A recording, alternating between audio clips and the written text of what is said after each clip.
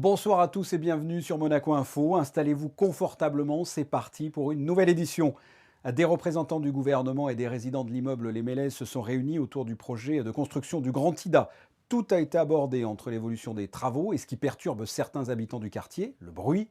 Autre sujet, le directeur du stade Louis II sera avec nous dans quelques instants. Nous aborderons ensemble les différents travaux de réfection de ce bâtiment construit en 1985, entre la piscine, le parquet du terrain de basket, l'éclairage ou la toute nouvelle piste d'athlétisme qui accueillera Hercules le 14 août.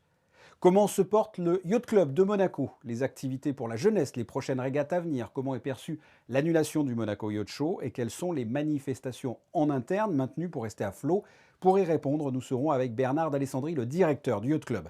Restez avec nous, nous parlerons des fortes chaleurs estivales et des conseils prodigués par un médecin. Conseils pour vivre au mieux l'été tout en se préservant de la crise sanitaire. Mais avant cela, place au point info et c'est avec vous, Vanessa Dessy. À 4 ans de l'ouverture des Jeux Olympiques de Paris, le comité d'organisation a lancé le Club Paris 2024, dont la mission est de partager l'aventure olympique et paralympique avec tous les Français. Chaque mois jusqu'aux Jeux, le club proposera à ses membres de prendre part à des défis ludiques, de profiter de rencontres avec de grands champions et de vivre de grands moments de passion. Le premier défi a eu lieu ce week-end avec la star du basketball français Tony Parker, invité par le judoka Teddy Riner. Ce match de basket s'est déroulé à Paris en présence de 80 personnes choisies pour des rencontres en 3-3. Et parmi les invités, le basketteur monégasque Wilfried Yeguete qui évolue actuellement à l'AS Monaco Basket. On les imagine sur un circuit tant elles sont rapides et performantes, mais elles seront ici. Un événement exceptionnel va réunir des Lamborghini en principauté, Vanessa. Effectivement, Fabien, il est l'événement à ne surtout pas manquer ce week-end. Le Bull Days Tour fait escale à Monaco. L'événement a pour objectif de réaliser un road trip à bord de Lamborghini. Vendredi, près d'une cinquantaine de supercars italiennes viendra prendre place sur la darse sud du port Hercule. Dimanche, départ du Monte Carlo Bay à 9h30 à destination de la place du Casino où les Lamborghini stationneront une bonne partie de la journée. Vous êtes amateur de musique sacrée? Eh bien, cette dernière information va vous intéresser. Oui, l'édition 2020 du Festival international d'orgue de Monaco aura bien lieu. La direction des affaires culturelles propose une version plus condensée en raison de la crise sanitaire. Conférences, rencontres, concerts et ciné-concerts sont au programme. Le dimanche 23 août lancera donc la saison par une conférence de Roland Galtier sur le thème « Étudier, construire, restaurer des orgues, le rôle du maître d'œuvre ». 6 dates au total sont prévues jusqu'au 6 septembre. Merci Vanessa. C'est un sujet qui a été longtemps sensible et qui intéresse de très près les Monégasques, le logement en principauté. Pour cela, un plan national pour le logement des Monégasques a été mis en place en 2019. Concrètement, des travaux sont actuellement en cours, comme le projet Grand Ida. Eh bien, ce lundi s'est tenue une réunion au Grimaldi Forum entre représentants du gouvernement et les résidents de l'immeuble Les Mélèzes. Frédéric Hélion était sur place.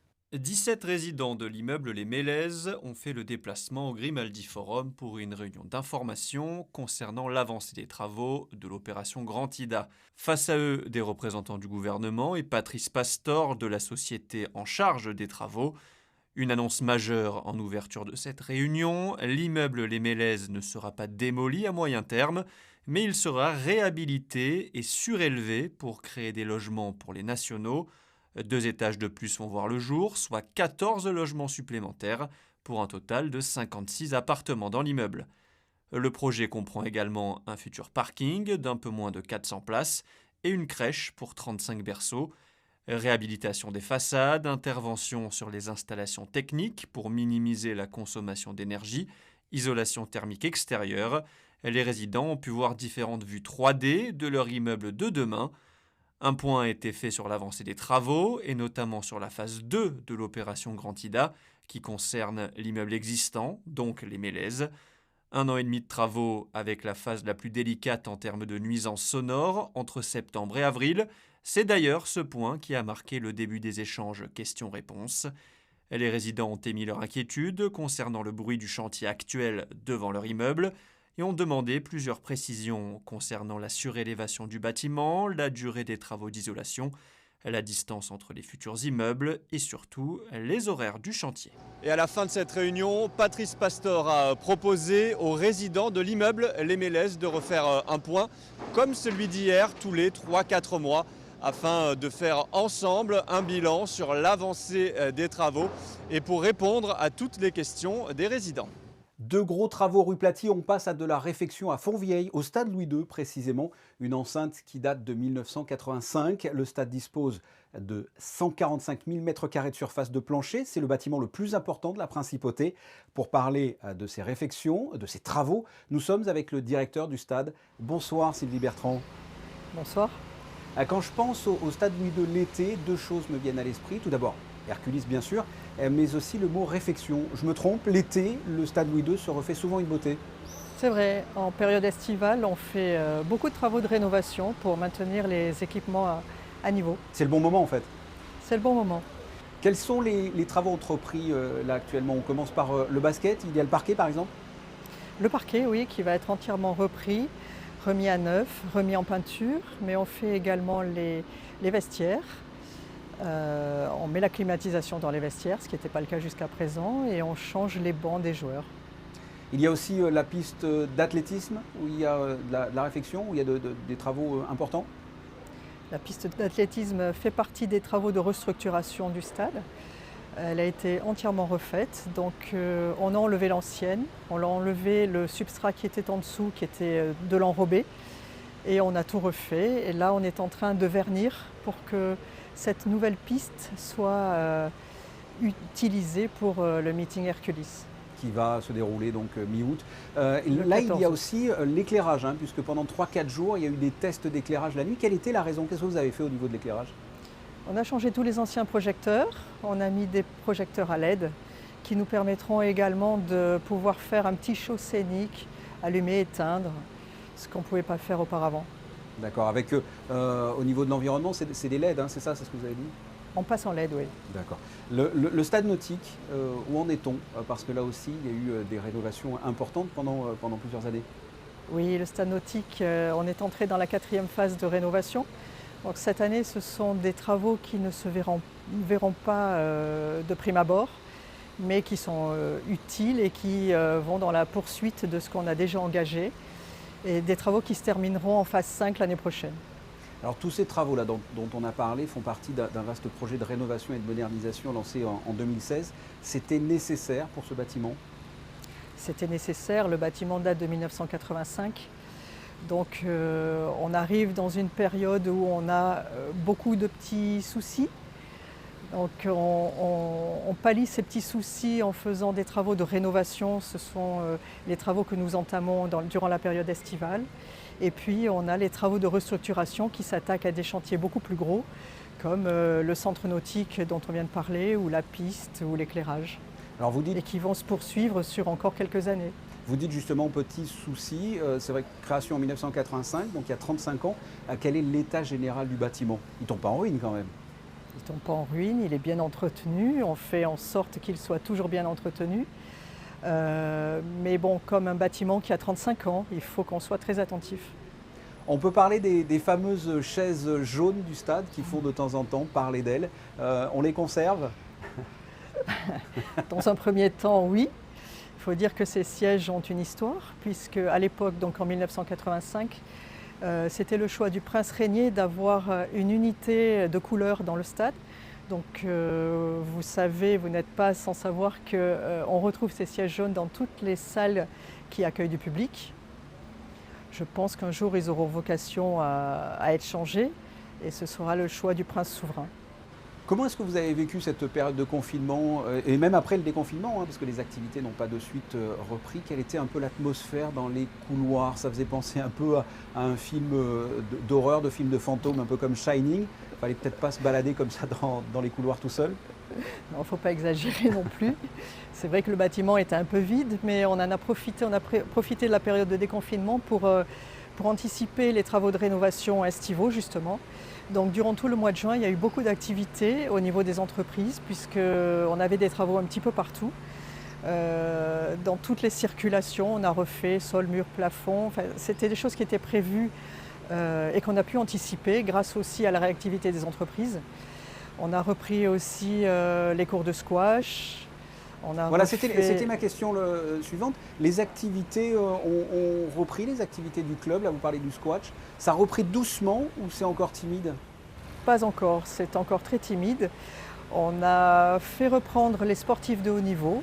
Donc on a eu nos athlètes monégasques en tennis de table, en boxe, qui ont repris. En entraînement vraiment individuel. Sinon, aussi au niveau des associations, pas encore. On met en place avec eux des protocoles sanitaires qu'on fait valider par la DASA. Et puis ça va reprendre là au fur et à mesure, tout doucement. On se tient prêt pour Hercules, ça a été décalé, c'est le 14 août. Vous êtes prête personnellement? Nous serons tous prêts, avec impatience, sur une nouvelle piste dont le revêtement sera une première mondiale. Donc c'est la première fois que sur ce type de revêtement, on organiserait une compétition internationale. Et puis on fait tout pour, on aura de nouveaux projecteurs, comme je disais tout à l'heure, avec un petit show scénique à la fin. Parfait. Sylvie Bertrand, merci. Merci. On passe au point info pratique avec Vanessa Dessy et vous allez nous expliquer quel est le processus pour demander l'intervention de la CAR, la Commission d'accompagnement à la relance économique. Et il ne vous reste que quelques jours pour effectuer les démarches. Les entreprises fortement impactées par la crise sanitaire peuvent soumettre leurs difficultés à examen de la CAR. La CAR a pour objectif d'offrir un accompagnement ciblé aux entreprises éligibles à certaines conditions. Il faut par exemple être inscrit au registre du commerce et de l'industrie ou disposer d'une autorisation ministérielle, ne pas présenter de compte courant débiteur au 31 décembre dernier, pouvoir démontrer que son activité est fortement impactée par les conséquences de la crise du Covid-19 ou encore avoir subi au moins 50% de baisse du chiffre d'affaires hors taxe au 30 juin par rapport à l'an dernier. Il y a d'autres conditions bien sûr à retrouver sur le site internet du gouvernement princier. Le dépôt du dossier est à réaliser avant le 31 juillet. Et puis sachez qu'un délai supplémentaire est accordé aux employeurs qui souhaitent demander l'exonération partielle des charges patronales. Le dépôt de ces demandes devait être fait avant le 25 juillet. Finalement, vous avez du temps supplémentaire, c'est jusqu'au 3 août au plus tard. Les requêtes peuvent être adressées à covid19entreprise@gouv.mc. Parlons musique, Vanessa, avec le trio jazz de l'Orchestre des Carabiniers du Prince qui va se produire très prochainement. À l'initiative de la direction de l'aménagement urbain qui propose de mettre à disposition certains jardins publics pour l'organisation de manifestations culturelles durant l'été, un concert sera donné par le trio jazz de l'Orchestre des Carabiniers du Prince ce vendredi à partir de 19h à la Roseraie Princesse Grasse, au programme Bossa Nova et grands airs de jazz pour un concert d'1h30 ouvert à tous, gratuit dans la limite des places disponibles et dans le respect des mesures sanitaires. Le kart indoor est de retour, de quoi faire rêver les amateurs de sensations fortes ou de se prendre à l'espace d'un instant pour un pilote professionnel. Effectivement, Fabien, le kart indoor annonce l'ouverture de sa 7e saison au parking des pêcheurs ce jeudi. Une piste de kart étendue sur 3000 m² en plein cœur de la principauté, avec cette année la promesse d'un tout nouveau tracé. Petit rappel, Fabien, et non des moindres, tous les kartings de dernière génération sont entièrement électriques, aussi performants qu'écologiques. Merci Vanessa, on se retrouve dans quelques instants pour la météo. Nous avons reçu il y a quelques jours le président de la Société d'exploitation des ports de Monaco pour parler de l'activité nautique qui redémarre doucement. Nous étions lundi soir avec un broker, un courtier dans le domaine du yachting qui nous a expliqué que les ventes et locations de yachts n'avaient pas trop subi la crise. Aujourd'hui, nous voulions avoir le point de vue du directeur du Yacht Club de Monaco. Bonsoir Bernard d'Alessandri, comment allez-vous? Bonsoir, bien, merci. Et comment se porte le Yacht Club de Monaco après cette crise sanitaire? Alors, le Yacht Club de Monaco se porte bien, hein, autant qu'il le puisse, dans cette période un peu curieuse où on n'a pas beaucoup de visibilité quand même. C'est un été très particulier. On n'a jamais vécu un été de cette manière-là. Très peu de clientèle étrangère, très peu de fréquentation étrangère, pas énormément de mouvements. Je trouve que le mouvement des bateaux est quand même assez limité. Et les summer camps, par contre, fonctionnent bien, fonctionnent plutôt mieux que d'habitude. Oui, c'est ça, la vie continue avec des activités. Qu'est-ce que le Summer Camp? C'est une formation de navigation pour les enfants, c'est ça? Exactement, c'est un apprentissage avec un concept qui est jouer avec l'eau, dans l'eau et sur l'eau. Et là, c'est un carton plein, il y a beaucoup de demandes? Ah, il y a énormément de demandes, peut-être plus que d'habitude d'ailleurs. 70% à peu près, entre 50 et 70% des enfants qui suivent les summer camps sont des enfants de membres. Ensuite, on a des résidents, très peu de gens de l'extérieur, contrairement aux autres années. Comment est-ce que l'on peut maintenir le summer camp tout en respectant les règles sanitaires? Il doit y avoir des règles strictes, j'imagine. Alors, il y a des règles très strictes de distanciation, notamment. Après, quand les enfants sont sur les bateaux eux-mêmes, la distanciation se fait automatiquement et ça ne pose pas trop de problèmes. Les membres sont présents au rendez-vous? Effectivement, les membres sont présents au rendez-vous avec une toute légère baisse de fréquentation quand même, entre 25 et 20-25% de fréquentation en moins. C'est certainement dû à la clientèle, les membres étrangers hors communauté européenne qui ont du mal forcément à venir ici. Exactement. On n'a pas de clientèle américaine, par exemple, très peu de clientèle anglo-saxonne. Alors on va voir le mois d'août aussi, habituellement, il y a un départ des résidents monégasques qui vont vers d'autres destinations et puis qui sont remplacés par des gens qui arrivent. Alors on va voir cette année si on a des bateaux qui arrivent, si on a des étrangers qui viennent faire un séjour en principauté ou pas. Et l'annulation du Monaco Yacht Show en septembre, c'est un coup dur pour le Yacht Club? C'est un coup de massue ou pas? Ah, évidemment, c'est un coup dur, mais ce n'est pas un coup dur uniquement pour le Yacht Club, c'est un coup dur pour toute la principauté, à mon sens, et pour l'ensemble de l'industrie. Le Monaco Yacht Show est un des grands salons aujourd'hui dans le monde. Il se positionne dans les premiers salons, et le fait d'annuler un événement comme ça a certainement un impact pour l'industrie, un impact pour Monaco, et bien évidemment pour le Yacht Club aussi. En revanche, je crois que vous maintenez le traditionnel déjeuner des armateurs qui se déroule traditionnellement pendant le Yacht Show.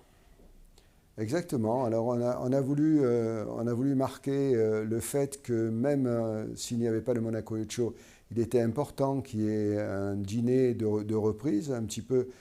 Habituellement, c'est au moment où les bateaux rentrent des Baléares ou de Sardaigne ou des différents endroits, et on regroupe les propriétaires à ce moment-là, pour que quand même Monaco reste leader dans le domaine du yachting et reste la capitale du yachting, notre concept que nous avons mis en place depuis quelques années maintenant.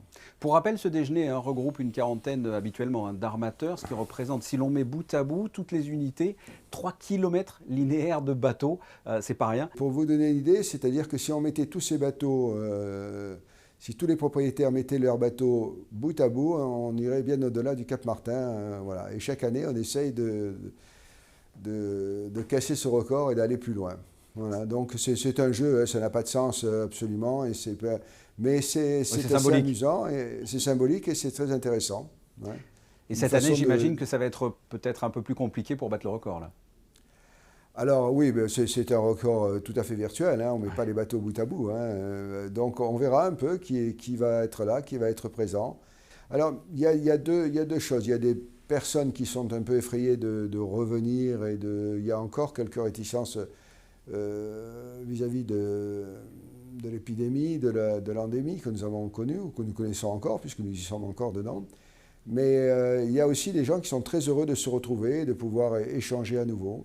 Alors le Yacht Club, c'est aussi de la compétition, notamment en septembre, avec une régate qui, elle, est maintenue et qui part de Sardaigne pour arriver à Monaco, c'est ça? Exactement. Alors tout l'été en Sardaigne, il y a un programme sportif très soutenu par le Costa Smeralda Yacht Club. Et cette année, on a décidé de faire une course de liaison qui partirait de Porto Cervo, et qui va se courir sur 24 heures. Alors en 24 heures, s'il y a du vent, on peut facilement arriver à Monaco.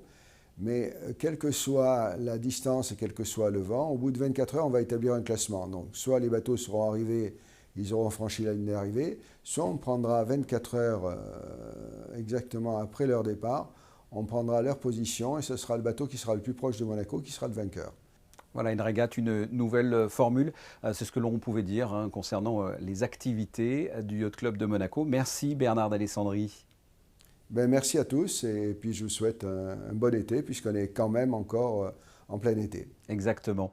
On ouvre à présent une page consacrée aux chaleurs estivales. Sandrine Nègre, puisque vous l'avez dit, on est en plein été.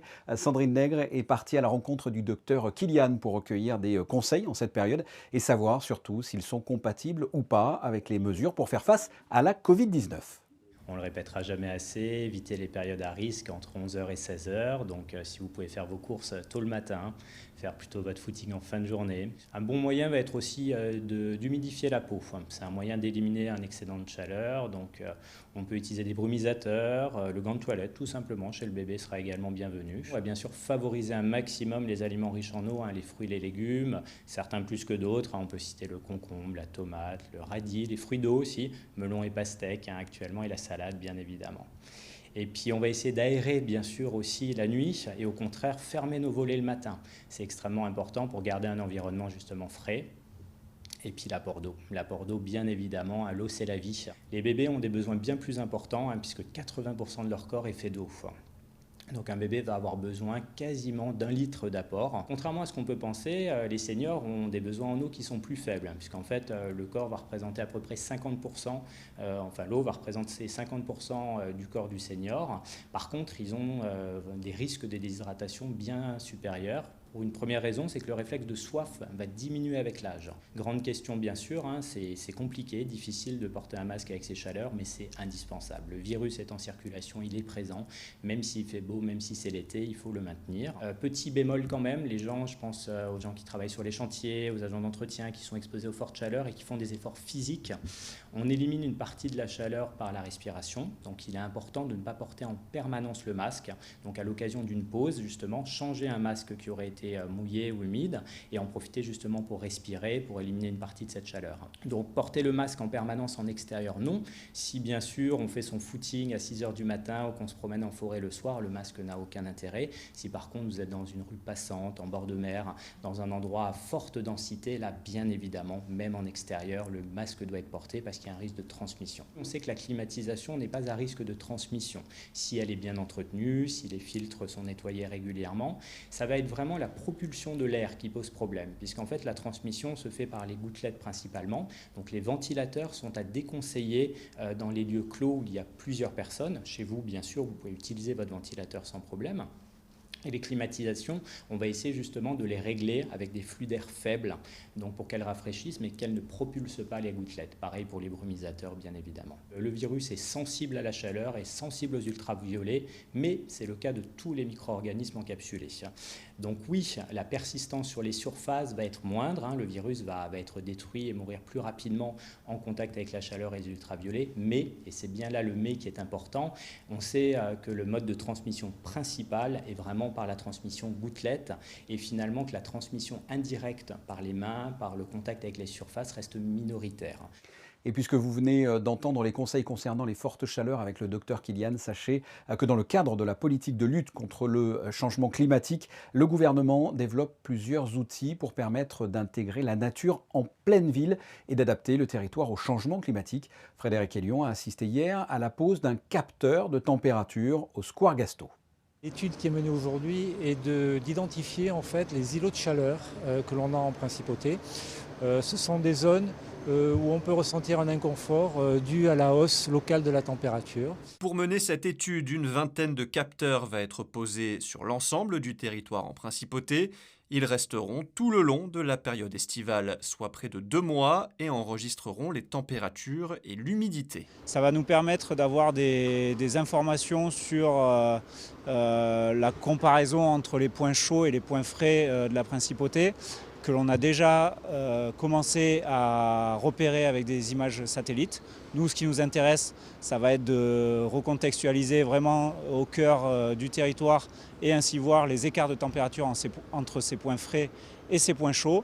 Et ainsi, la finalité de ce travail, c'est un peu montrer et caractériser la différence qu'il y a entre des points on va dire végétales et des points minéraux comme des places publiques et ainsi revoir un petit peu l'urbanisme le futur urbanisme de la Principauté. En température ambiante, l'écart peut être de 2 à 3 degrés, mais en ressenti, le différentiel peut monter jusqu'à 10 degrés. En septembre, des mesures thermiques seront également effectuées par drone. Et l'on ne va pas attendre septembre pour regarder le best-of des réseaux sociaux. C'est maintenant et il a été préparé par Alexia Bidgini.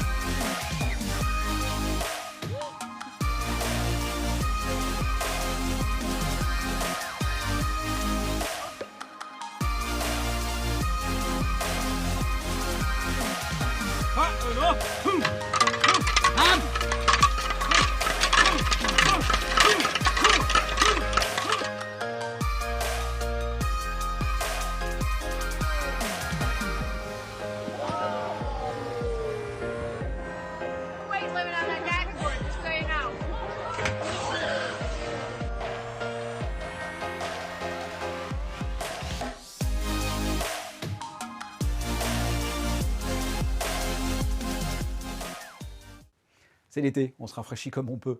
Justement, quelles sont les prévisions météo pour mercredi, Vanessa ? Mercredi, quelques passages nuageux sont à prévoir. Le temps se couvrira progressivement durant la journée. Jusqu'à midi, une légère brise entre 7 et 12 km/h est attendue. L'après-midi, quelques rafales pouvant atteindre 16 km/h. La mer sera belle, elle affichera une température de l'eau à 26 degrés. Le mercure restera de saison et oscillera de 22 à 27 degrés. Le soleil se lèvera à 6h15 et se couchera à 20h58 et nous fêterons les Martes. Bonne fête à toutes les Martes et notamment la comédienne Marthe Villalonga qui a fêté son 88e anniversaire pendant le confinement et que l'on avait reçue il y a quelques temps sur Monaco Info. Elle avait été absolument adorable. Voici les photos du jour pour clore ce journal. Nous étions dans cette édition avec le directeur du Yacht Club de Monaco. Ce sont des clichés de cet incroyable bâtiment ressemblant à un paquebot et imaginé par Norman Foster. Ces photos sont signées Stéphane Dana. On se quitte là-dessus. Merci de votre fidélité. On se retrouve mercredi 19h pour une nouvelle édition. À très bientôt. Au revoir.